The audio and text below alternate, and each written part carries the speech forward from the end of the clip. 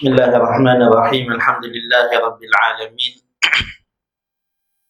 وبه نستعين على أمور الدنيا والدين وصلى الله على سيدنا محمد وعلى آله وصحبه أجمعين سبحانك لا علم لنا إلا ما علمتنا إنك أنت العليم الحكيم ولا حول ولا قوة إلا بالله العلي العظيم رب اشرح لي صدري ويسر لي أمري واحلل عقدة من لساني يفقهوا قولي وارفع لي قدري وسدد لساني واهد قلبي بحق سيدنا محمد صلى الله عليه وسلم نويت التعلم والتعليم والتذكر والتذكير والنفع والانتفاع والإفادة والاستفادة والحث على التمسك بكتاب الله وسنة رسوله صلى الله عليه وسلم والدعاء إلى الهدى والدلالة على الخير ابتغاء مرضات الله وقربه وثوابه سبحانه وتعالى. الصلاة والسلام عليك يا رسول الله وعلى آلك وأصحابك يا حبيب الله.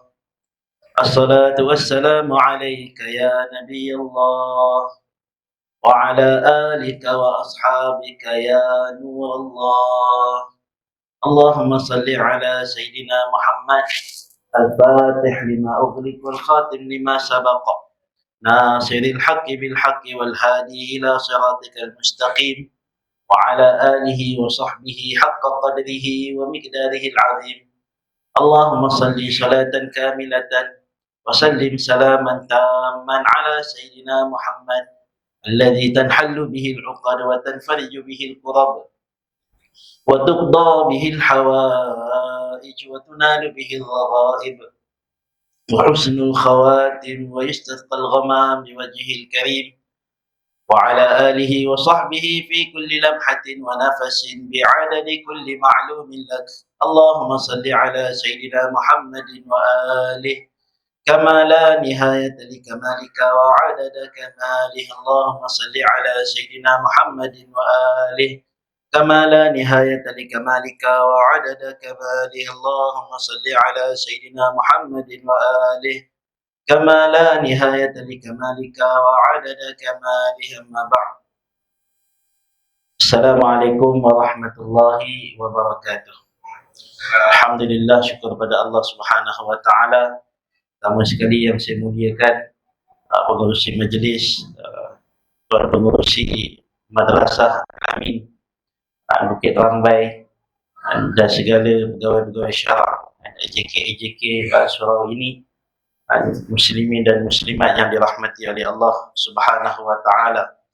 Alhamdulillah, malam ini kita berkumpul atas satu maksud untuk mengagungkan dan membesarkan, memuliakan kekasih Allah Subhanahu wa taala Nabi besar Muhammad sallallahu alaihi wa ala alihi wa sahbihi wasallam, yang mana kita ini dikurniakan Allah Subhanahu wa taala menjadi umat kepada Sayyidina Rasulullah sallallahu alaihi wasallam. Alhamdulillah, hadirin yang dimuliakan oleh Allah Subhanahu wa taala,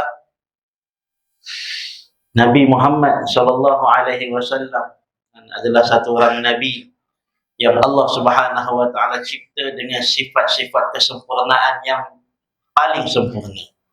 Tidak ada pun satu makhluk Allah Subhanahu wa taala yang paling sempurna, yang paling indah, yang paling cantik, yang paling berani, yang paling hebat, yang paling kuat, yang paling segala-galanya, kecuali hanya satu saja, iaitu Nabi besar Muhammad sallallahu alaihi wa ala alihi wa sahbihi wasallam. Bahkan Allah Subhanahu wa taala menjadikan Nabi Muhammad sallallahu alaihi wasallam sebagai sumber syafaatnya seluruh umat nanti, seluruh makhluk Allah nanti di yaumul mahsyar. Hadirin yang dimuliakan oleh Allah Subhanahu wa taala, kita selalu dengar, yaitu di dalam Al-Quran, ketika Allah Subhanahu wa taala menceritakan berkaitan dengan Nabi Allah Adam alaihi salam. Nabi Adam alaihi salam satu orang nabi yang paling awal yang diciptakan Allah taala. Bahkan dia adalah abul bashar, tidak ada ayah, tidak ada mak, diciptakan Allah dengan kekuasaannya. Ketika Allah Subhanahu wa taala menjadikan Sayyidina Adam alaihi salam, kita pernah dengar Nabi Adam alaihi salam melakukan mukhalafah dan melakukan satu perkara yang terlarang atas izin Allah Subhanahu wa taala, sehingga dikeluarkan daripada syurga kerana kehendak Allah. Sehingga ketika mana diturunkan ke dunia ini, Nabi Allah Adam sering berdoa, Rabbana zalamna anfusana wa illam taghfir lana wa tarhamna lanakunanna minal khasirin. Dan berdoa, ya Allah, aku telah menzalimi diri kami, ya Allah, kalaulah Engkau tak mengampunkan kami, wa illam taghfir lana wa tarhamna, dan tidak merahmati kami, niscaya kami akan menjadi orang-orang yang zalim. Sehingga kata ulama 40 tahun, ada yang mengatakan 40 hari doa Nabi Allah Adam alaihissalam tidak diindahkan Allah Ta'ala. Benar, Allah Maha mendengar, Allah Zat yang Maha mendengar, Sami'ul Basir, Zat yang Maha melihat. Tetapi Allah mendengar mengikut kehendak Allah Subhanahu wa taala. Kalau Allah nak dengar, Allah dengar. Kalau Allah tak nak, Allah tak nak dengar. Sayyidina Adam alaihissalam berdoa, minta, memanggil Allah, manggil. Tetapi tidak diindahkan Allah Subhanahu wa taala, sehinggalah suatu masa Nabi Adam berdoa memohon keampunan dengan keberkatan Nabi besar Muhammad. Allahumma ighfirli li jahi sayyidina Muhammad, ighfirli ya Allah. Maka di saat itu Allah bertanya kepada Nabi Adam alaihissalam, wahai Adam, daripada mana kenal nama Muhammad? Kenal mana nama Muhammad? Maka kata Nabi Allah Adam alaihissalam, ya Allah, ketika aku berada di dalam syurga, aku melihat ala qawaimil arsy maktubun la ilaha illallah Muhammadun Rasulullah. Ya Allah, ketika aku berada di dalam syurga, aku melihat di tiang-tiang arasmu tertulis kalimah la ilaha illallah Muhammad Rasulullah. Dan aku yakin, ya Allah, tidak ada satu orang pun, tidak ada satu makhluk pun yang lebih Engkau cintai melainkan dia yang namanya Muhammad, yang Engkau telah cantumkan namanya namamu, ya Allah. Sehingga kata Allah Subhanahu wa taala, wahai Adam, laulahu ma khalaqtuka. Kalaulah bukan kerana Muhammad, aku takkan ciptakan kau, ya Adam. Sehingga kata Sayyidul Habib Umar, Allah Subhanahu wa taala, kalaulah di tiang arasy pun Allah meletakkan nama Nabi Muhammad sallallahu alaihi wasallam. Kalau di dalam syurga Allah Ta'ala, di pintu-pintu syurga tertulis nama Muhammad. Ala qawaimil arsy maktubun. Kata Sayyidul Habib Umar, kalau di tiang arasy pun tertulis nama Muhammad, di syurga, di pintu syurga tertulis nama Muhammad, kaifala fi qulubina maktub. Kenapa tidak tertulis di dalam hati kita nama Muhammad sallallahu alaihi wa ala alihi wasallam. Hadirin yang muliakan oleh Allah Subhanahu wa taala, ini Nabi Muhammad sallallahu alaihi wasallam, satu orang nabi yang sempurna segala sifat-sifatnya, keindahannya, kecantikannya. Kecantikannya sahaja luar biasa. Kalaulah yang ada pada Nabi Muhammad sallallahu alaihi wasallam kecantikan, kalau kita kata banyak-banyak nabi, nabi yang paling handsome siapa? Nabi Yusuf alaihi salam. Kalau cerita Nabi Yusuf, kita kata Nabi Yusuf paling handsome, paling tampan, paling sempurna. Tetapi Nabi Allah Yusuf alaihi salam hanya mempunyai separuh sahaja daripada ketampanan Nabi besar Muhammad sallallahu alaihi wasallam. Yang sempurnanya Sayyidina Rasulullah.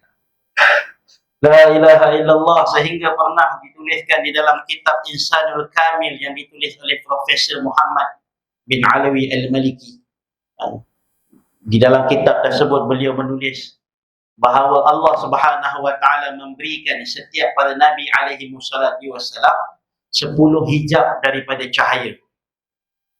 Yang mana hijab-hijab ini ditutup Allah Ta'ala supaya tidak terfitnah manusia melihat kepada keindahan para nabi alaihi wassalatu wassalam. Dan 10 hijab ini telah tertutup kecuali Sayyidina Yusuf alaihissalam, 10 hijabnya telah terbuka. Sebab itulah Siti Zulaikha alaihissalam tak mampu nak tahammal akan keindahan Sayyidina Yusuf, sehingga berniat untuk melakukan perkara yang tak baik kepada Sayyidina Yusuf alaihissalam. Allah rakamkan di dalam surah Al-Yusuf, وَرَاوَدَتْهُ الَّتِي هُوَ فِي بَيْتِهَا عَنْ نَفْسِهِ وَغَلَّقَتِ الْأَبْوَابَ وَقَالَتْ هَيْتَ لَكَ قَالَ مَعَاذَ اللَّهِ. Sayyidina Zulaikha pakai seksi-seksi, dia kuncikan Sayyidina Yusuf alaihissalam dalam sebuah bilik, sebuah rumah, dikuncikan semua. Wa ghallaqatil abwab wa qalat haytalak, dikunci semua pintu-pintu. Kemudian dia kata haytalak, kemarilah kepadaku, come to me. Maka apa kata Allah Ta'ala? Kata dari Sayyidina Yusuf, qala ma'azallah, aku berlindung dengan Allah. Innahu rabbi ahsana maswaya, innahu la yuflihudh dhalimun. Tapi apa yang ada dalam hati Sayyidina Yusuf? Walaqad hammat bihi wa hamma biha. Kata Allah Subhanahu wa Ta'ala, sebagaimana Siti Zulaikha bernafsu kepada Nabi Yusuf, wa hamma biha, begitulah Nabi Yusuf juga ketika itu bernafsu kepada Siti Zulaikha alaihissalam. Laula arra'a burhan rabbi, kalaulah tidak Allah tunjukkan dan Allah jaga Nabi-Nabi ini daripada dosa, nescaya dia akan terjatuh di dalam maksiat. Laula arra'a burhan rabbi, kata ulama mufassirin di dalam tafsir menuliskan, ketika itu Nabi Yusuf alaihissalam ditayangkan, nama-nama para Nabi alaihi wassalam ditunjukkan kepada Nabi Yusuf alaihissalam. Sehingga Allah mengatakan, wahai Yusuf, kalaulah engkau jatuh di dalam zina, kami buang namamu dari senarai para Nabi. La ilaha illallah. Sehingga ada yang mengatakan dalam tafsir bahawa Nabi Yusuf alaihissalam melihat kepada ayahnya Nabi Yaqub. Ketika nak terjerumus di dalam dosa, nampak Nabi Yaqub di hadapannya. Dan Nabi Yaqub menunjukkan, kalau kau buat, saya akan aku pukul. La ilaha illallah. Sehingga kan cerita kisah Nabi Yusuf alaihissalam ini dengan Siti Zulaikha, orang kata apa, dah tersebar di kalangan wanita-wanita di Mesir. La ilaha illallah. Wanita-wanita Mesir pun membawa dan bergosip, apalah Zulaikha dengan anak angkat sendiri pun dengan anak angkat sendiri pun nak jadi juga. Sehingga apa yang terjadi, falamma sami'at bimakrihinna arsalat ilaihinna wa a'tadat lahunna muttaka'an. Dalam surah Yusuf Allah beritahu kecintaan Siti Zulaikha ini kepada Nabi Yusuf luar biasa. Dalam istana tu, kalau ada barang-barang, semuanya diberi nama Yusuf. Gelas Yusuf, pinggan Yusuf, kipas Yusuf, semua Yusuf. Yusuf adalah istimewa. La ilaha illallah. Sehingga dalam riwayat menyebutkan, kalaulah Siti Zulaikha keluar daripada istana, dia lihat kepada langit, nescaya dia akan lihat awan-awan tersusun nama Yusuf. Yusuf. Bukan Yusuf Tayyub. La ilaha illallah. Sehingga kan ketika mana wanita-wanita Mesir bergosip tentang Siti Zulaikha, dia nak tunjukkan keindahan Nabi Yusuf ini kepada semua perempuan Mesir. Falamma sami'at bimakrihinna arsalat ilaihinna wa a'tadat lahunna muttaka'an wa atat kulla wahidatin minhunna sikkinan. Dia panggil semua perempuan-perempuan Mesir berkumpul. Dekat istana dibaginya seorang satu pisau untuk memotong buah-buahan. Sama semua dapat buah, dapat pisau seorang satu. Potong buah. Sambil-sambil bergosip. Wa qalat ikhruj alaihin, kata Siti Zulaikha, wahai Yusuf, perlihatkan dirimu. Tunjukkan wajahmu kepada perempuan-perempuan Mesir. Sehingga kan ketika mana keluarnya Nabi Allah Yusuf alaihissalam, diperlihatkan wajahnya kepada perempuan-perempuan Mesir. Falamma ra'aynahu akbarnahu wa qatta'na aydiyahunna wa qulna hasya lillahi ma hadha basharan in hadza illa malakun karim. Kata perempuan-perempuan Mesir ketika melihat Nabi Yusuf alaihi salam keluar, dia merasa takjub, kagum, indahnya, sehingga kan terpotong jari jemarinya tak terasa pun. Daripada potong buah dah habis, potong jari pula. Tak terasa berdarah-darah semua perempuan-perempuan Mesir. Sehingga mereka mengatakan apa? Wa qulna hasya lillah. Mereka bersumpah dengan nama Allah. Wallahi, ini bukan manusia, ini malaikat yang mulia.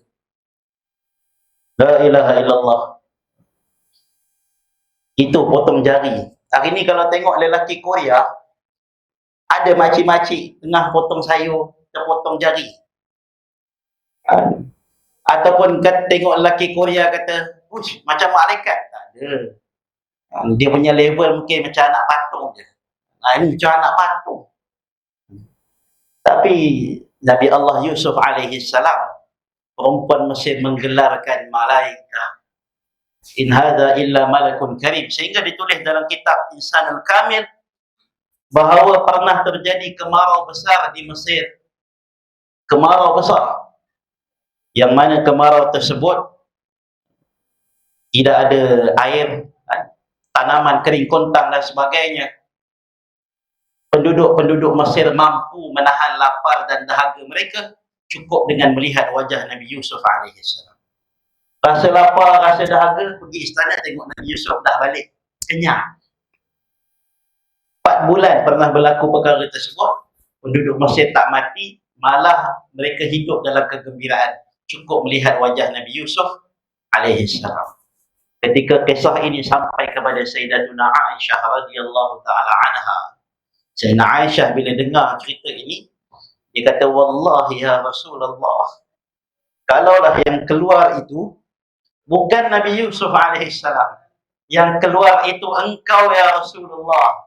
Ketika Siti Zulaikha mengatakan, "Wa qalat ikhruj alaihim," keluarlah Yusuf. Kalau yang keluar itu bukan Nabi Yusuf, yang keluar adalah Sayyidul Mursalin, Imamul Anbiya. Yang keluar itu kalaulah Nabi Muhammad sallallahu alaihi wasallam, kata Sayyidatuna Aisyah, nescaya bukan jari yang terpotong, tetapi hati dan jantung mereka terpotong kerana tak mampu nak melihat, menanggung keindahan wajah Nabi Muhammad sallallahu alaihi wa ala alihi wasallam. Ini keindahan Nabi. Kata Sayyidina Hasan bin Sabit radhiyallahu anhu, satu orang penyair. Di zaman Nabi SAW belum ada lagi yang namanya WhatsApp, belum ada namanya Instagram, Facebook dan sebagainya. Orang-orang ramai ketika nak menghamburkan fitnah ataupun nak menyampaikan berita, mereka akan salurkan melalui syair-syair. Para penyair yang akan jadi penyampai berita di saat itu. Dan antara penyair yang masyhur namanya Sayyidina Hasan bin Sabit alaihi ridwanullah. 60 tahun hidupnya dihabiskan dalam dunia syair. Bahkan beliau pernah menjadi penyair-penyair untuk maharaja-maharaja besar di Rom, di Kaisar, di Kisra dan sebagainya. Ini Hasan bin Sabit suatu masa didatangi oleh orang-orang musyrikin Mekah. Orang musyrikin membayarnya dengan dinar-dinar emas.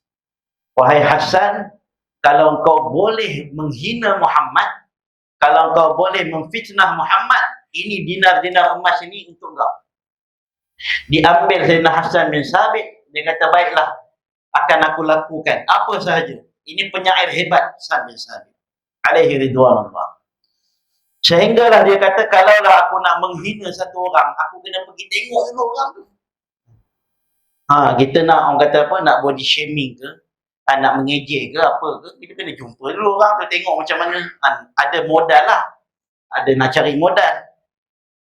Maka dia pun pergi daripada Yaman, pergi ke kota Madinah. Ini pada awal hijrahnya baginda Rasulullah sallallahu alaihi wasallam. Ada yang mengatakan Islamnya Sayyidina Hasan bin Sabit pada tahun yang kedua daripada hijrahnya Nabi sallallahu alaihi wasallam. Sampai di Madinah, ditanya kepada para sahabat, mana yang namanya Muhammad? Mana? Maka didatangi Sayyidina Ali bin Abi Talib membawa kepada Nabi SAW, tunjukkan kepada Sayyidina Hasan. Wahai Hasan, kau cari Muhammad, ini dia orangnya. Ketika dia lihat kepada keindahan wajah Nabi SAW, dalam riwayat mengatakan Sayyidina Hasan menutup matanya. Kerana sinaran cahaya wajah Nabi SAW, dia takut kalau mata dia boleh jadi buta kerana keindahan. Dilihatnya satu persatu keagungan Nabi SAW di setiap sudut daripada kepala Nabi sehingga kepada kaki baginda Rasulullah SAW.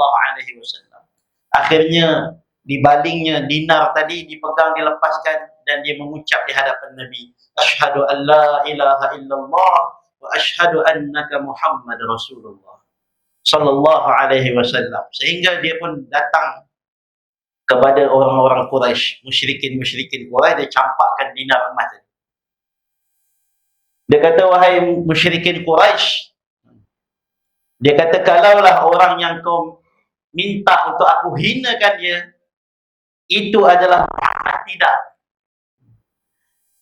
Kemudian dia mengatakan, wa ajmalu minka lam tara qattu aini. Dia pernah ucapkan di hadapan Nabi SAW. Dia kata, ini orang keindahannya tidak pernah terlihat oleh mataku, bahkan tak pernah terlihat oleh mana-mana mata. Wa ahsan minka lam talidun nisa'u. Bahkan kebaikannya, keindahannya, ketampanannya, penampilan Rasulullah SAW, lam talidun nisa'u, tak pernah dilahirkan oleh mana-mana wanita. Khuliqta mubarra'an min kulli aibin. Engkau tercipta, wahai Muhammad, kosong, mubarra'an, bebas, tak pernah wujud apa aib yang ada pada kau, tak pernah ada pun. Tak pernah ada satu cacat celah pun yang ada pada dirimu, wahai Rasulullah.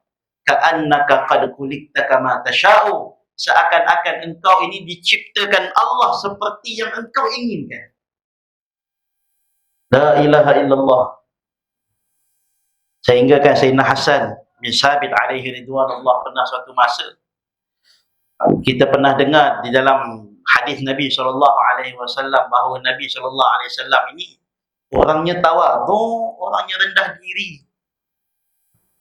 Sehingga sahabat Nabi SAW, kalau sahabat Nabi SAW lalu sahabat berdiri, Nabi kata, janganlah muliakan aku sebagaimana sebagaimana orang-orang Nasrani memuliakan Isa alaihissalam.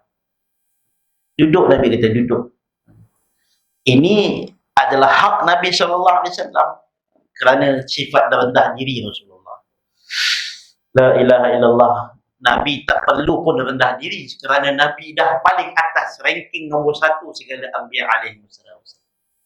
Kalau nak bandingkan dengan Sayyidina Jibril, ketua malaikat pun tak boleh menyamai pangkatnya Nabi besar Muhammad SAW. Tapi Nabi masih rendah diri. Nabi makan sebagaimana sahabat makan. Nabi duduk dengan orang-orang miskin. Nabi kahwin dengan orang-orang di kalangan sahabat di Mekah dan Madinah. Padahal kalaulah Nabi SAW inginkan satu darjat, saya ni orang besar, carilah perempuan-perempuan cantik di kalangan anak-anak raja dan sebagainya. Bukan. Itu bukan keinginan Nabi SAW. Bahkan Nabi SAW ketika mana diketahui oleh sahabat Nabi ni orangnya sangat rendah diri, tak suka orang berdiri untuk dia, maka pernah satu ijtima' dalam satu perhimpunan para sahabat radhiyallahu taala anhum duduk menanti Nabi Muhammad SAW. Sedang menunggu Nabi. Tak lama Nabi SAW masuk. Bila masuknya Nabi SAW, maka sahabat semua terdiam kerana mereka takut kalau mereka nak berdiri menghormati Nabi SAW. Kita kalau ada orang besar masuk, takkan tak berdiri. Datang YB ke, datang orang-orang besar ke, mesti berdiri punya. Dan hormat. Itu semua kita pun dah faham dalam akal kita.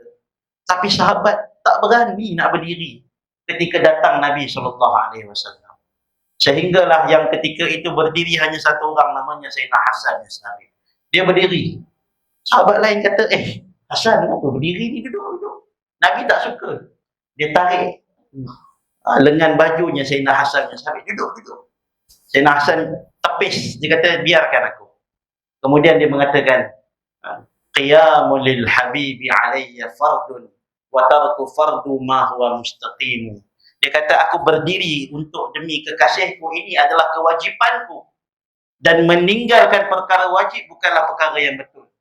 Ajibtu liman lahu aqlun wa fahmun yara hadzal jamalu wala yaqumu. Aku pelik dengan orang yang ada akal, ada kefahaman, orang cerdik, tapi ketika melihat keindahan Nabi Muhammad SAW, dia tak nak berdiri menghormati dan mengagungkannya. Sahabat bila dengar perkara tersebut, semua berdiri, bangun menghormati Nabi SAW, sehingga menyebabkan Nabi tersenyum melihat keadaan sedemikian. Memang kehendak Nabi, kerana itu sifat tawaduk Nabi SAW. Tapi kita bila berdepan dengan Nabi SAW, berdepan dengan orang-orang besar, maka berdiri menghormati itu adalah sunnahnya Nabi Muhammad SAW. Bahkan dalam satu peristiwa, ketika Nabi diangkat ke langit, di dalam peristiwa Isra' wal Mi'raj, Nabi melihat ada satu orang malaikat di atas bukit Qaf, yang mana sayapnya telah patah. Maka ditanya baginda Rasulullah SAW, wahai Jibril, kenapa dengan malaikat ini? Kata malaikat Jibril alaihissalam, wahai Rasulullah, ini adalah ketua malaikat di sebahagian daripada langit. Ketika mana engkau datang, ke semua malaikat berdiri menghormatimu kecuali dia. Maka Allah Subhanahu wa taala murka kepada malaikat tersebut sehingga patah sayapnya di atas bukit Qaf. Allahu akbar. Malaikat ini merangkak menuju kepada Nabi sallallahu alaihi wasallam meminta maaf kepada Rasulullah. Wahai Rasulullah, tolong mohon kepada Allah supaya Allah maafkan aku. Kata baginda Rasulullah sallallahu alaihi wasallam bahawa Allah akan memaafkanmu dengan salatu alayya. Dengan selawat engkau kepadaku, Allah akan maafkan. Dia pun berselawat kepada Nabi sallallahu alaihi wasallam sehingga dikembalikan Allah sayang. Sallallahu alaihi wa ala alihi wasallam. Ini keindahan Nabi Muhammad sallallahu alaihi wasallam. Kalau nak dibandingkan dengan kekuatan baginda Rasulullah sallallahu alaihi wasallam, hadirin, kekuatan Nabi pula, okey, kalaulah kata Nabi Yusuf ni paling cantik. Kalaulah di kalangan para nabi yang paling kuat Nabi Musa alaihissalam. Ini nabi paling kuat. Kita pernah baca di dalam surah Qasas juzuk 20. Satu orang Bani Israel bergaduh dengan kaum Qibti, kaumnya Fir'aun. Diorang bergaduh, akhirnya orang daripada Bani Israel ni minta tolong daripada Nabi Musa. Nabi Musa datang buat apa? Tampar. Ada yang mengatakan tumbuk. Satu tamparan Nabi Musa AS, maut. Kaum Qibti ni mati serta-merta. Itu tamparan Nabi Musa AS. Belum tumbuk lagi, belum ajak wrestling lagi, pun dah jatuh dah. Kerana penumbuk Nabi Musa AS luar biasa. Bahkan pernah dalam satu riwayat menyebutkan kekuatan Sayyidina Musa AS. Kekuatan Sayyidina Musa pernah datang Malaikatul Maut. Di dalam Sahihul Bukhari ada sebut bahawa bila mana malaikat maut datang, dia kata, wahai Musa, telah sampai waktumu untuk balik kepada Allah. Sekarang aku nak cabut nyawamu. Nabi Musa tumbuk malaikat maut sehingga terkeluar matanya. Ini ada dalam Sahihul Bukhari. Sehinggalah malaikat maut mengadu kepada Allah. Allah kata, bagitahu kepada Musa, adakah engkau tak mau balik ke sisiku, maksudnya tak nak balik ke jumpa Allah ke? Barulah makna Nabi Musa AS serahkan diri. Silakan ambil nyawa saya. Itu Nabi Musa AS. Ini pun tak boleh nak dibanding dengan kekuatan Sayyidina Rasulullah sallallahu alaihi wa ala alihi wasallam. Kalau kekuatan Nabi sallallahu alaihi wasallam, Nabi ni orang paling berani sekali. Dalam peperangan Hunain, sahabat semua lari dalam peperangan Hunain. kebanyakan sahabat, antaranya ada juga orang-orang yang mu'allab baru masuk Islam nak join perang. Sehingga kan ketika mana para sahabat dikepung di dalam peperangan Hunain, semua lari. Sehingga yang tinggal hanya 7 orang sahabat bersama dengan Nabi SAW. 7 orang ini semuanya sembunyi di belakang Rasulullah. Termasuk Sayyidina Ali bin Abi Thalib. Sembunyi belakang Nabi, takut sangat. Tentera musuh menghujani baginda Rasulullah dengan anak panah. Nabi pun ambil pasir syahatil wujuh, Nabi balik. Yang berhadapan dengan Nabi ni 30,000 orang. Nabi seorang-seorang berdiri depan 30,000 tentera. Nabi ambil pasir syahatil wujuh, Nabi balik. Dan pasir tadi kena kepada semua 30,000 orang tu, masuk dalam mata mereka. La ilaha illallah. Berani Nabi SAW. Hatta Sayyidina Ali yang hebat, yang kuat pun sembunyi belakang Nabi. La ilaha illallah. Hadirin, kalau nak bandingkan kekuatan Nabi ni, ada satu orang pakcik namanya Sayyidina Hamzah bin Abdul Muttalib. Sayyidina Hamzah dalam peperangan Uhud, dia pegang 2 pedang ni. Dan Sayyidina Ali kalau tengok orang-orang kafir yang mati, dia tahu mana orang yang dibunuh Sayyidina Hamzah, mana yang dibunuh selain daripada Hamzah. Kalau Sayyidina Hamzah yang bunuh, nampak belahan, terbelah ni. Dia punya pukulannya orang terbelah 2. Pukulan Sayyidina Hamzah bin Abdul Muttalib. Kerana itu dipanggil Asadullah, singa Allah. Sehingga Sayyidina Ali pernah berdoa, Ya Allah, jadikanlah kekuatanku macam mana kekuatan Sayyidina Hamzah bin Abdul Muttalib. Aku pun nak kuat juga macam pakcik ku.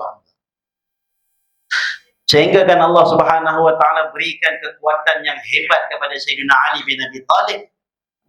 Ketika mana di dalam peperangan Khandaq, beliau bertembung dengan Sayyidina dengan Amr bin Abdul Wud di dalam peperangan Khandaq.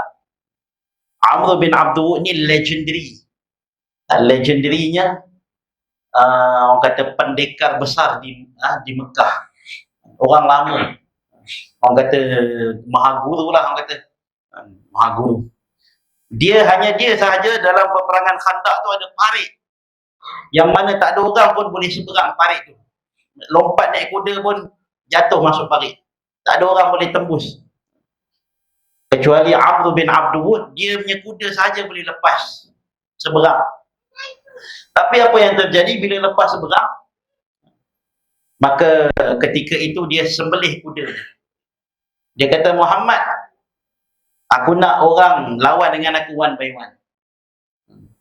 Siapa yang sedia? Waktu tu Nabi SAW tanya, siapa yang sedia nak lawan dengan Amr bin Abdul Wud? Tak ada satu orang pun angkat tangan. Tak ada satu orang sahabat pun yang berani nak bertembung dengan ini mahaguru. Badannya besar, tinggi orang, rambut panjang. Lengkap dengan baju besi dan topi besi. Dia pegang pedang besar dengan perisai. Dia punya keberanian dia sampai dia berdepan dengan sahabat pun dia boleh sembelih kuda dia. Maksudnya dia tak nak balik dah. Sama ada dia menang ataupun dia mati. Dia kata, mana orang-orang yang mengaku bahawa kematiannya menuju syurga, kematian aku menuju neraka, sekarang bangun. Oh, dia perli pula sahabat Nabi. Ketika itu Nabi tanya, siapa yang siap bertemu dengan Amr bin Abdul Wud? Sayyidina Ali angkat tangan, dia orang pertama. Labbaik ya Rasulullah, saya siap. Sayyidina Ali waktu itu umurnya hanya 20-an. Muda lagi. Nabi kata, duduk Ali. Siapa lagi orang lain? Nabi berharap adalah Sayyidina Umar ke, kan? Orang-orang hebat ni. Usaid bin Hudair ke, Sa'ad bin Mu'ad ke, ini semua pendekar-pendekar Ansar, pendekar Madinah semua. Tapi semua kenal ini yang nak bangun ni Amr bin Abdul Wud. Oh, tak boleh. Nak one by one pula, kalau 2 lawan 1 mungkin lah boleh. Maka tunggu, bangun lagi Sayyidina Ali bin Abi Thalib. Ana ya Rasulullah. Nabi kata, duduk Ali. Ini Amr bin Abdul Wud. Maka kali ketiga disoal oleh Nabi SAW, Sayyidina Ali lagi angkat tangan. Saya nak. Nabi kata, Ali, hadha Amr. Walau Amr ya Rasulullah. Sayyidina Ali kata, walau ini Amr ya Rasulullah, ini Ali bin Abi Thalib. Sayyidina Ali bangun. Nabi kata, tinggi sini Ali. Nabi pun peluk Sayyidina Ali, Nabi berdoa, Ya Allah, Kalaulah di Uhud dulu aku kehilangan pakcikku Hamzah, janganlah aku kehilangan sepupuku ini Ali. Nabi pakaikan serban kepada Sayyidina Ali, Nabi hadiahkan Zulfiqar, pedang yang bercabang dua tu, dibagi kepada Sayyidina Ali bin Abi Thalib. Bismillah, Nabi kata. Maka Sayyidina Ali pun berdepan dengan Amr bin Abdul, dan Amr kata, Amr tengok dia bawah je, rendah je. Kau ni siapa? Dia kata Ali. Dia kata bin Abdul Manaf. Dia kata Ali bin Abi Thalib. Abi Talib nama asalnya Abdul Manaf.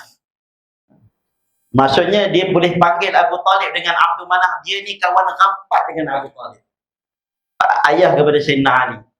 Dia kata, aku tak nak bunuh kau. Engkau ni anak kepada kawan baik aku. Cik orang lain dia kata. Kata Sayyidina Ali, bahkan aku nak hancurkan engkau, nak bunuh kau, nak alirkan darahmu di jalan Allah. Kurang hajar dia kata. Maka dia pun keluarkan pedangnya, Sayyidina Ali pun keluarkan pedangnya. Mereka pun bergelut, bertempur satu lawan satu, sehingga kedahsyatan, sengitnya pertempuran tersebut, debu-debu di kota Madinah telah terbang, menutupi pandangan wajahnya para sahabat.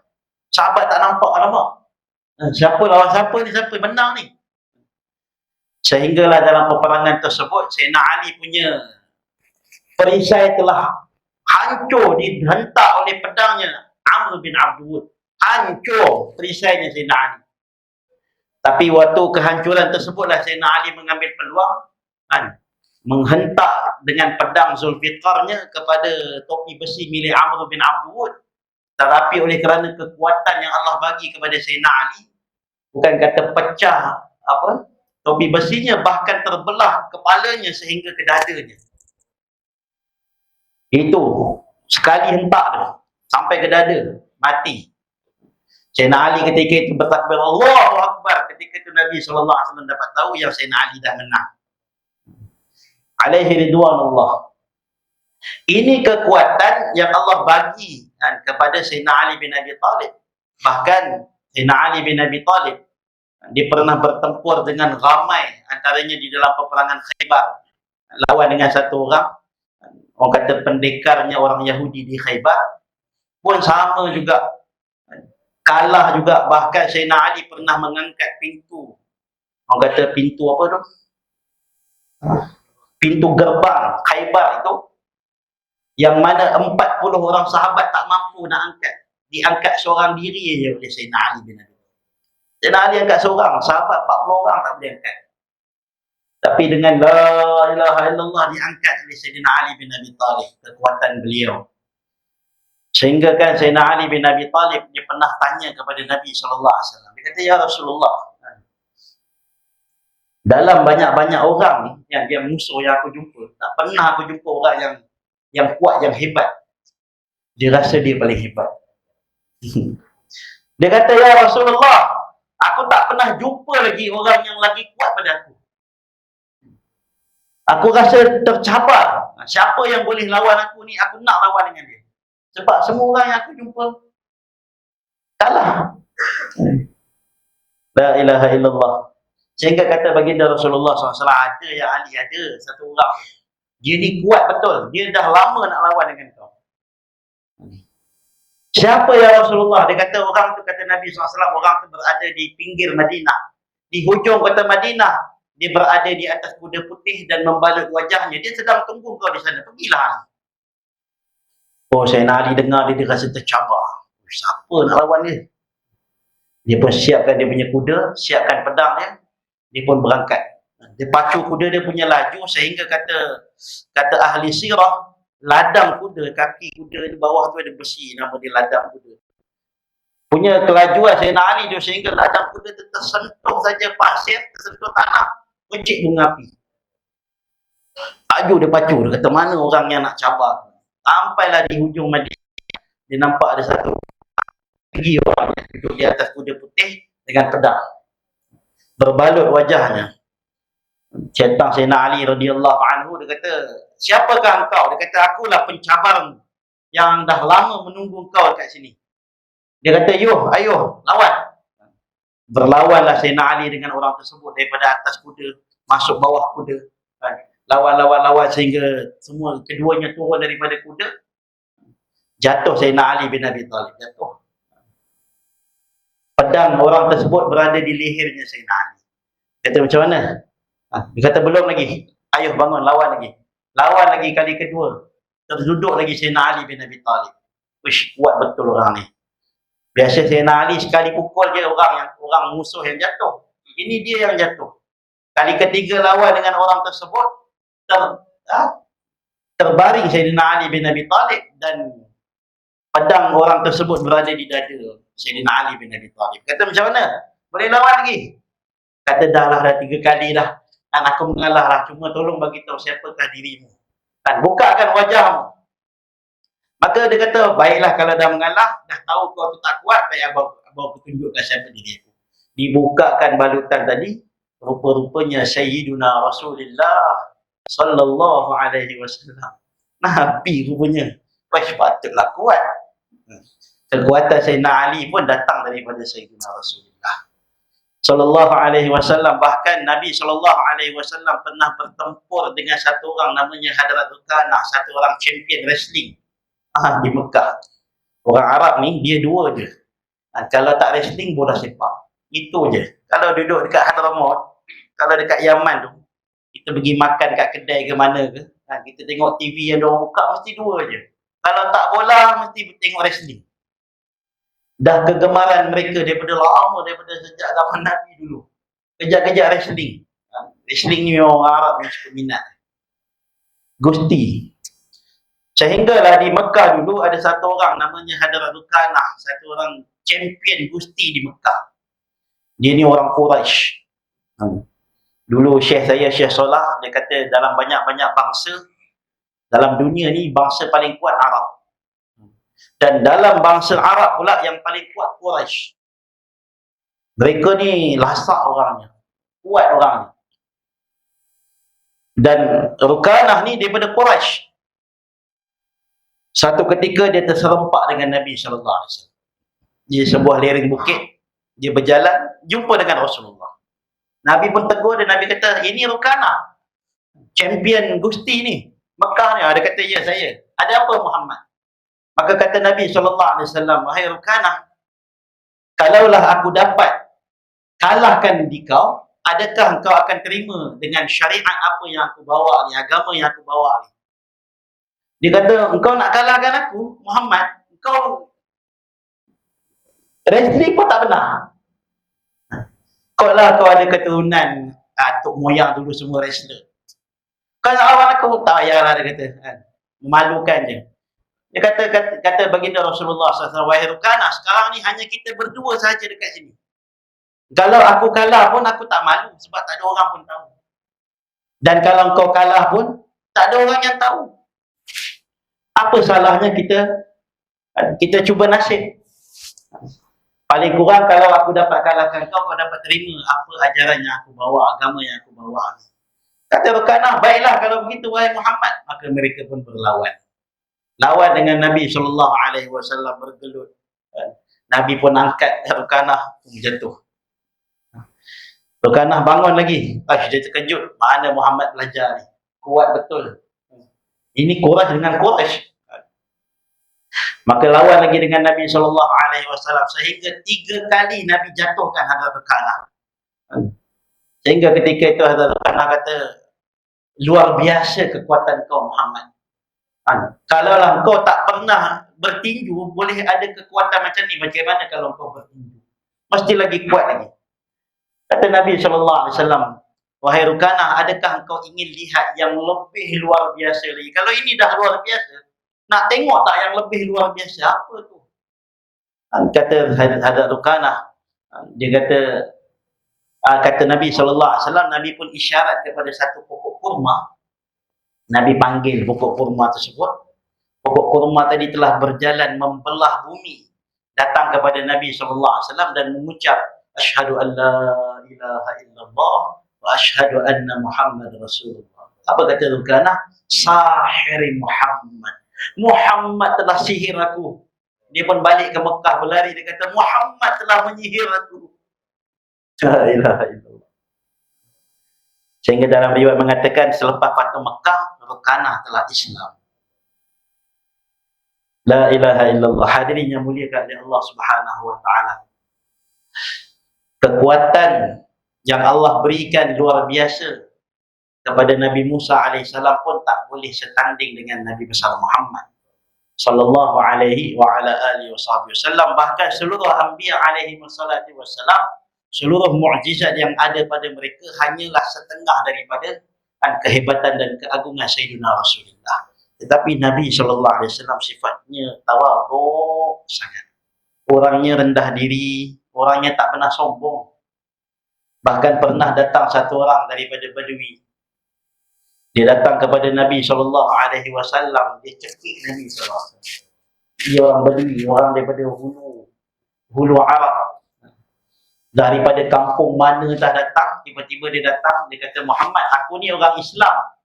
Berikan kepadaku harta daripada harta Allah, bukan hartamu. Uish.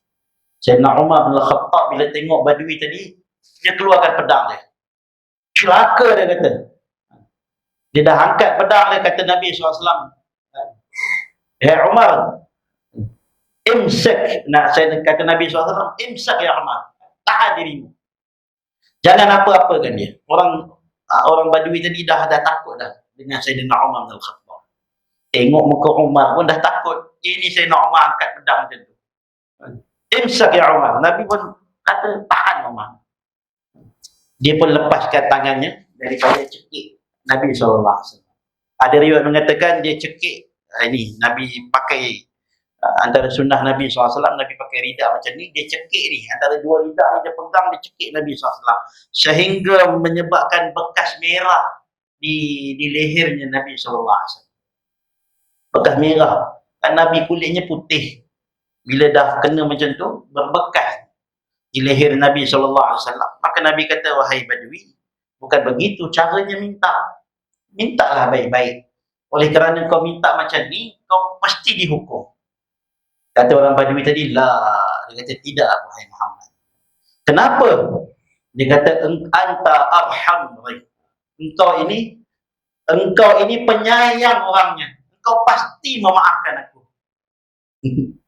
Tersenyum Nabi SAW, ya, aku maafkan kau. Wahai Umar, bagi kepada dia harta daripada ghanimah dan tambahkan sedikit lagi kerana kau telah takutkan dia. Ini Rasulullah sallallahu alaihi wasallam, orang yang sangat pemaaf. Pernah suatu masa selepas daripada Fatah Mekah, Nabi sallallahu alaihi wasallam bertawaf keliling Kaabah. Ini lepas Fatah Mekah. Orang-orang kafir dah tak boleh buat apa dah dekat Mekah. Nabi dah takluk kota Mekah. Ketika tawaf, dan ada satu orang sahabat ni mu'allaq baru masuk Islam. Namanya Fudalah. Hadrat Fudalah, ketika itu dia tawaf, dia tengok Nabi SAW seorang-seorang. Tak ada di sisi Nabi Sayyidina Abu Bakar, tak ada Sayyidina Umar pun tak ada. Nabi seorang je. Maka dia keluarkan pisau dia. Dia kata, ini masanya. Padahal dia dah Islam ni. Dia kata, kalaulah aku dapat bunuh Muhammad waktu ini, nescaya sahabat Muhammad akan balik ke Madinah dan Mekah akan menjadi kembali milik kita. Nescaya Abu Sufyan akan bergembira dengan aku. Nescaya pemuka-pemuka Quraisy akan seronok, akan berbangga dengan aku. Ketika dia tengah bercakap dengan diri dia macam tu, pasti aku bangga macam ni semua, Nabi pun bagi salam. Assalamualaikum ya Fudalah. Terkejut dia.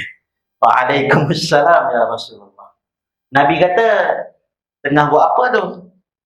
Pegang pisau tu. Dia kata, tak ada apa-apa ya Rasulullah. Dia simpan balik pisau. Dia kata, wahai Fudalah, apa yang kau bisikkan dalam hatimu, wahai Fudalah? Dia kata, tak ada apa-apa ya Rasulullah. Aku cuma fikirkan sesuatu je. Kata Nabi SAW, adakah kau fikir nak bunuh aku?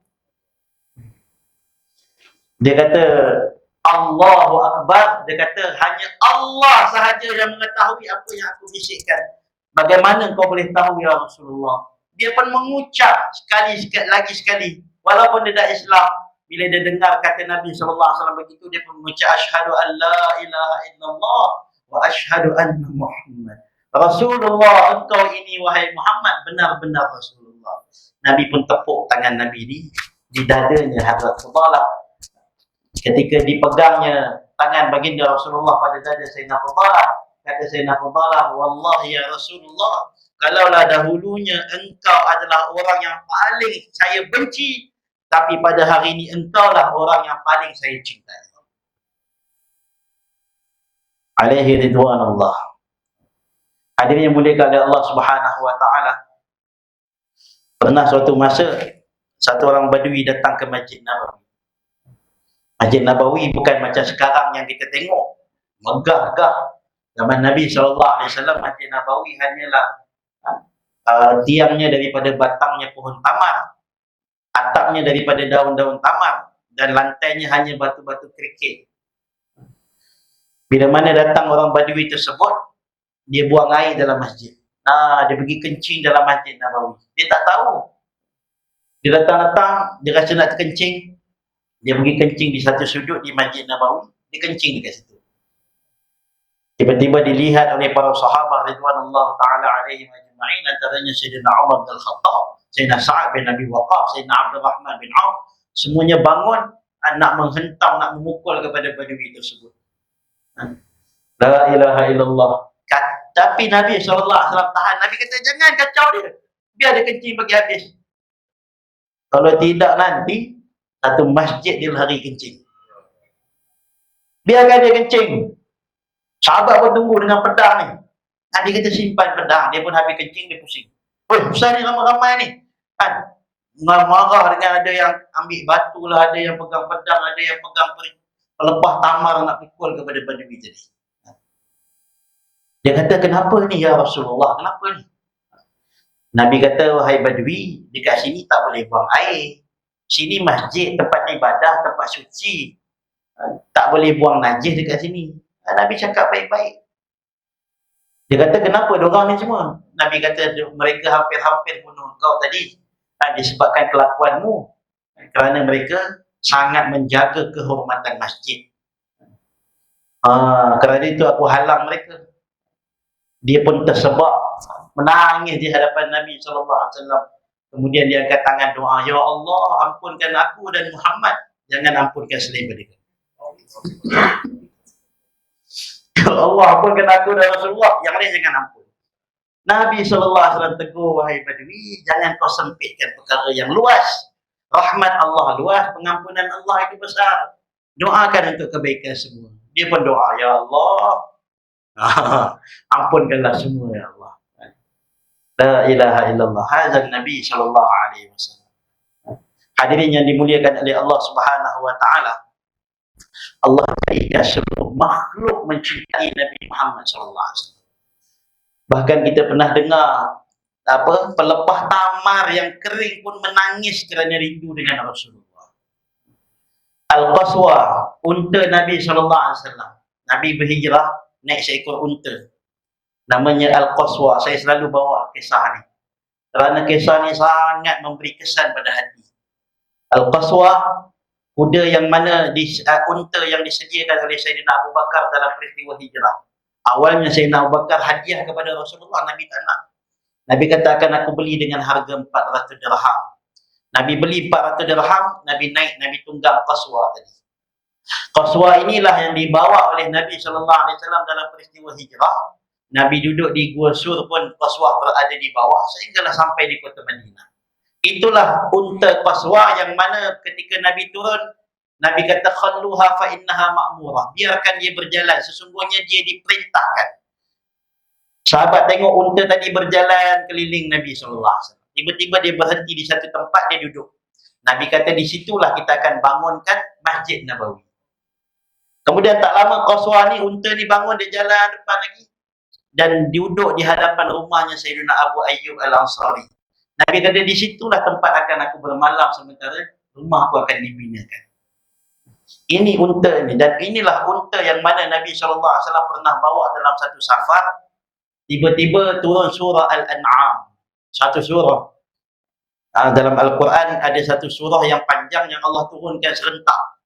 Tak macam surah lain turun ayat pendek-pendek. Ini surah Al-An'am turun sekaligus. Ketika itu Nabi berada di atas Qaswa, unta Nabi SAW. Unta itu terduduk kerana beratnya wahyu.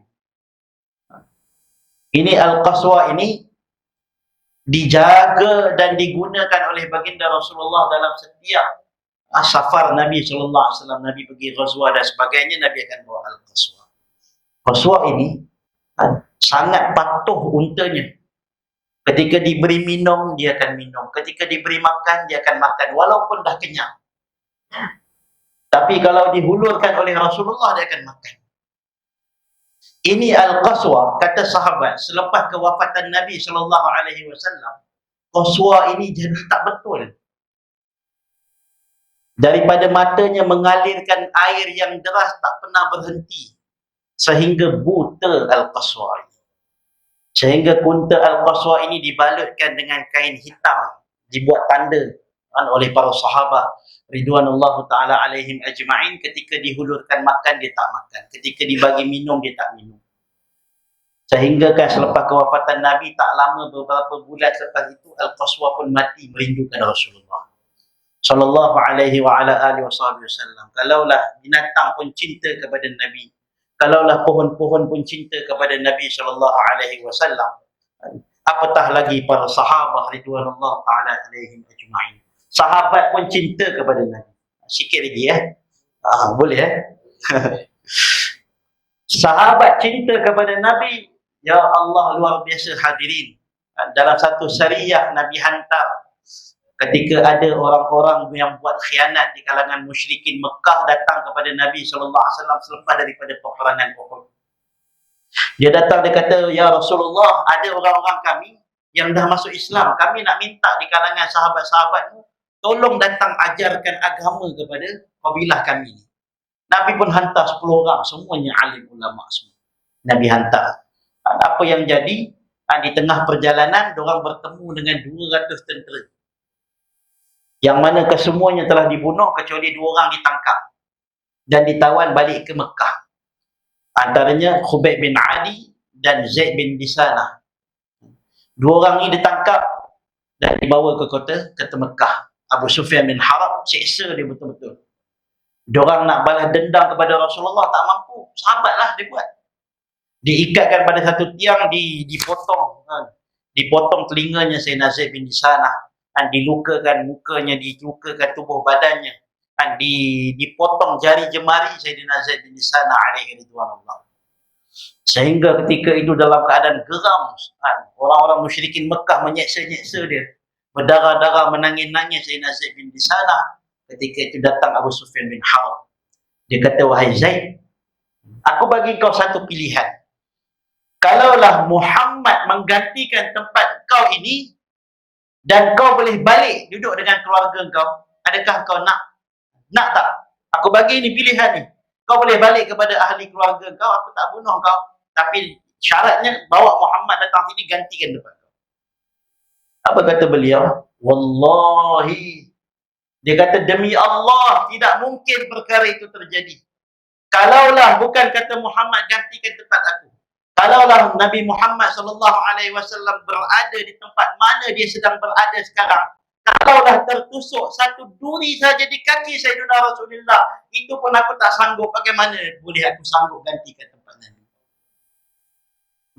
Sehingga kata Sayyidina Abu Sufyan bin Harb mengatakan, ma ra'aitu ahadan yuhibbu ahad kama yuhibbu ashabu Muhammad Muhammadah.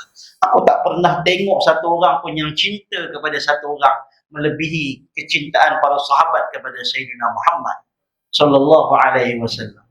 Sehingga ketika nak dibunuhnya Sayyidina Zaid bin Disanah, apa kata beliau? Wa Muhammadah, wahai Nabi Muhammadku, wahai Nabi Muhammadku, wahai Nabi Muhammad. La ilaha illallah. Didatangkan pula satu orang lagi namanya Khubayb bin Adi. Ketika mana diseksa, dipukul dan sebagainya, nak dipenggal kepalanya. Sebelum dipenggal, kata Abu Sufyan, apa permintaanmu yang terakhir wahai Khubayb? Dia kata, tolong bagi saya masa untuk semayang 2 rakaat. Izinkan saya semayang 2 rakaat. Pun diizinkan semayang 2 rakaat. Habis-habis semayang, dia semayang cepat. Dia bagi salam, dia kata, kalaulah aku tak menyangka bahawa kamu akan sangka aku ni takut mati, nescaya akan aku panjangkan semayang. Kemudian Abu Sufyan tanya, apa lagi yang kau nak? Dia kata, kejap, nak doa kejap.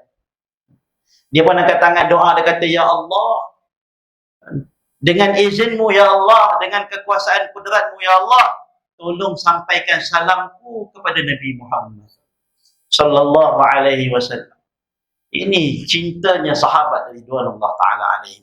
Bahkan Sayyidina Khalid ibn al-Walid, Sayyidina Khalid, orang yang mana Nabi gelarnya Saifullah al-Maslul, pedang Allah. Dia ni tak mati pun dalam syahid dalam mana-mana ghazwah. Kata Sayyidina Khalid, aku dah perang 100 peperangan, tapi tak pernah pun aku kalah dalam peperangan tersebut, melainkan Allah kurniakan kepada aku kemenangan. Sehinggalah di suatu malam ketika nazaknya beliau meninggal atas katil saja.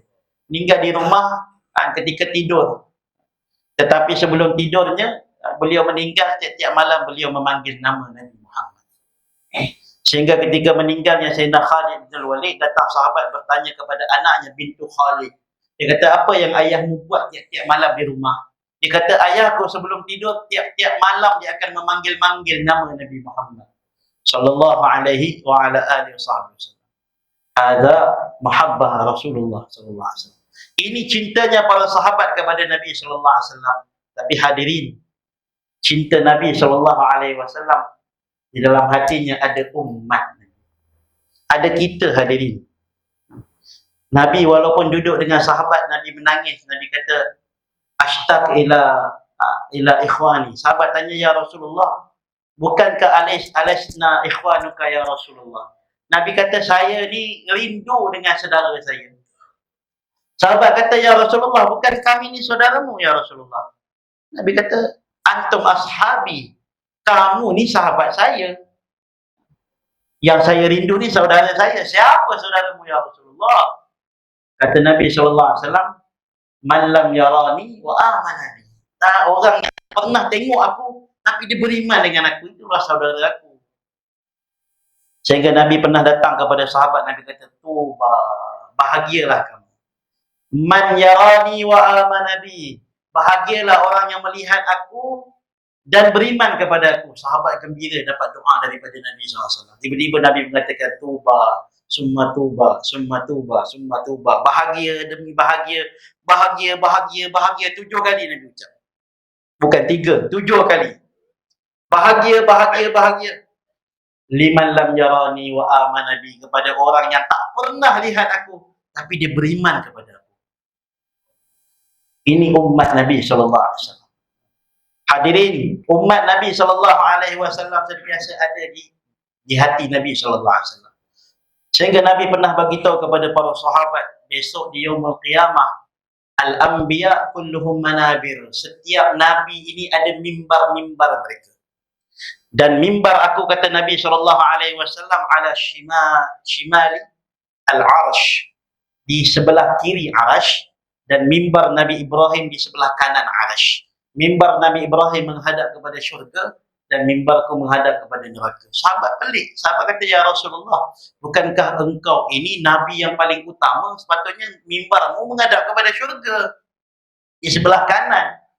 Nabi kata, ya sepatutnya begitu, tapi aku yang minta dengan Allah supaya mimbarku di sebelah kiri menghadap kepada neraka. Supaya apa? Supaya kalaulah ada di kalangan umatku menuju kepada neraka, akan aku turun daripada mimbarku untuk memberi syafaat.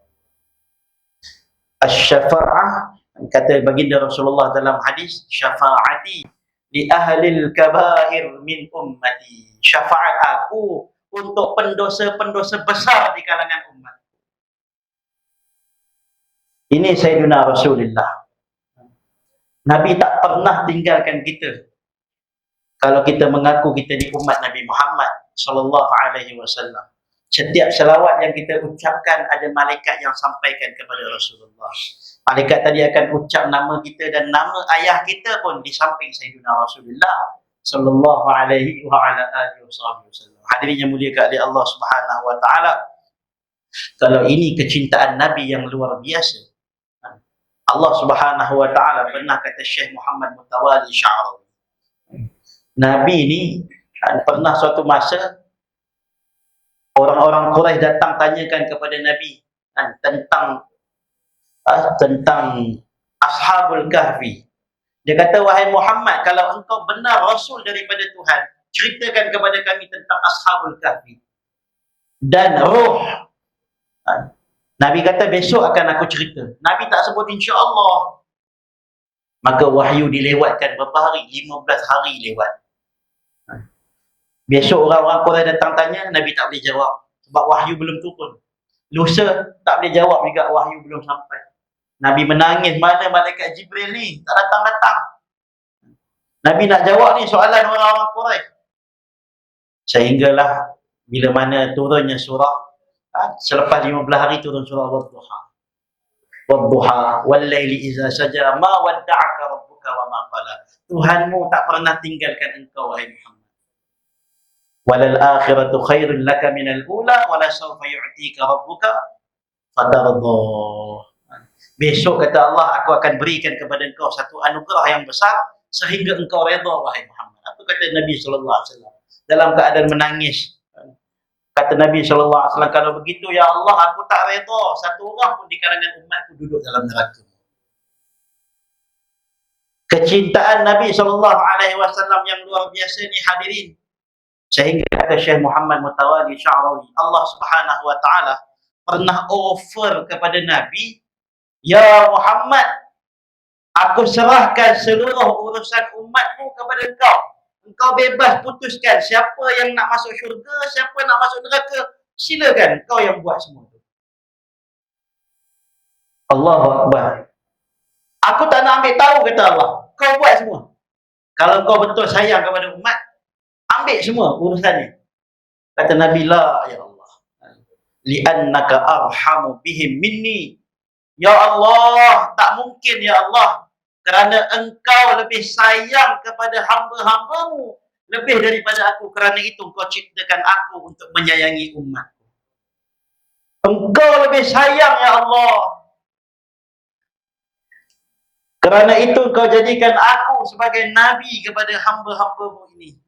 Untuk aku menyayangi mereka sebagai mazhar kepada sifat kasih sayang Allah Subhanahu Wa Ta'ala. Hadirin, Allah Subhanahu Wa Ta'ala perintahkan kita sembahyang, Allah perintahkan kita zakat, Allah perintahkan kita pergi haji, puasa dan sebagainya. Allah tak pernah buat pun amalan ni semua. Ini amalan untuk kita hamba Allah. Tetapi ketika Allah nak perintahkan selawat kepada Nabi, Allah sendiri yang memulakan dirinya. Innallaha wa malaikatahu yusalluna 'alan nabi. Barulah perintah Allah datang, ya ayyuhalladzina amanu sallu alaihi wa sallimu taslima. Sallallahu alaihi wa ala alihi wasallam. Sehingga kata ulama, kalaulah sembahyang yang kita buat, sembahyang 5 waktu itu untuk siapa? Kita baca dalam di dalam surah doa iftitah. Inna salati wa nusuki wa mahyaya wa mamati lillahi rabbil alamin. Sembahyang aku, hidup aku, semuanya untuk engkau ya Allah. Tapi dalam sembahyang kita baca at-tahiyyatul mubarakatus salawatut thayyibatu lillah. Assalamu alayka ayyuhan nabiyyu wa rahmatullahi wa barakatuh. Assalamu alayna wa ala ibadillahi salihin. Asyhadu an la ilaha illallah wa asyhadu anna Muhammad Rasulullah. Allahumma salli ala sayyidina Muhammad. Kalaulah sembahyang itu pengkhususan hanya kepada Allah, kenapa dipanggil nama Nabi Muhammad disertakan di dalam sembahyang kita? Kerana Allah Subhanahu Wa Ta'ala nak mengingatkan kepada kita, kita ini adalah umat kepada Nabi teragung yang pasti suatu masa akan bagi syafaat kepada kita di yaumul qiyamah. Setiap apa yang kita buat dilihat oleh Nabi SAW. Kata Nabi dalam hadis, kematian aku baik untuk umatku, hidup aku baik untuk umatku, dan kematianku pun baik untuk umatku. Sehingga dalam satu riwayat disebutkan, setiap hari, setiap minggu, malam Jumaat, setiap daripada amalan kita akan dizahirkan kepada Rasulullah, ditunjukkan. Fulan bin Fulan buat apa dalam minggu ni, semua akan ditunjukkan kepada Nabi SAW. Kalau amalan itu baik, maka Nabi akan hamidallah, hamidulillah. Kata Nabi, akan aku bersyukur kepada Allah. Tapi kalau amalan itu buruk, aku akan beristighfar, pohonkan keampunan buat umat. Karena itu hadirin mulia oleh Allah Subhanahu Wa Ta'ala, inilah perkara yang kita nak usahakan dalam diri kita. kecintaan kepada Nabi sallallahu alaihi wasallam, bagaimana sifat baginda Rasulullah, cintanya sahabat kepada Nabi sallallahu alaihi wasallam, dan kita nak ambil sama-sama manfaat daripada kisah-kisah yang kita sampaikan tadi. Moga-moga Allah Subhanahu wa taala cahayakan hati kita dengan kecintaan kepada Nabi Muhammad sallallahu alaihi wa ala alihi wasallam. Hadirin, tadi pengurusi majlis bagi tahu tentang mereka nak buat kutipan. Kutipan-kutipan ini adalah ajar kita punya jariah kita untuk yaumul qiyamah.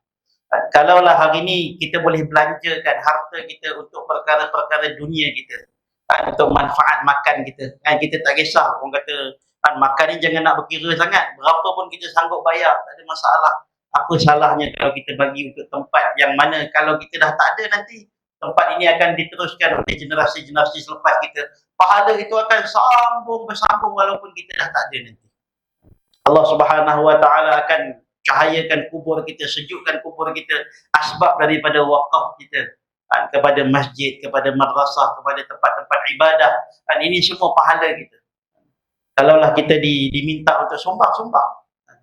Itu sebenarnya orang kata satu fursah, satu kesempatan yang Allah Subhanahu wa taala bagi buat kita.